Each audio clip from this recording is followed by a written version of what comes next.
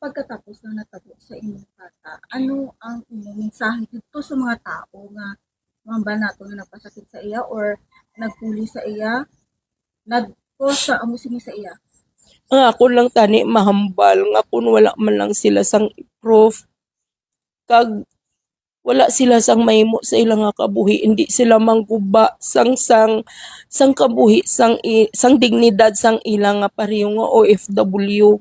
Dapat magpaningkamot man sila nga makabulig sila sa pamilya nila, hindi nga mag-post sila sang wala sang pahanugot malamang nga amo sina gub-on ang kabuhi sang pareho nila. Munang akon ginakuan kagusto ko tani ma'am nga mabuligan nyo kami nga kung ano ang kuan sina ni istorya ni Juan sa ginhimo niya, kung ano ang mahimo namon nga mabandman siya sa sa iyang ginapangobrahan. Kagusto ko kung maban siya sa tanan nga bansa, hindi na siya makakuan man kay hindi siya maayo nga impluwensya sa mga tawo nga nagaobra sa iban nga pungsod. Ang pangguba amo ang ginahimo nila, amo nang ginakuan ko lang gusto ko man nga mahatagan man sang leksyon kag mahatagan man sang hustisya ang ginhimo nila sa bata ko ma'am. Ma'am, kung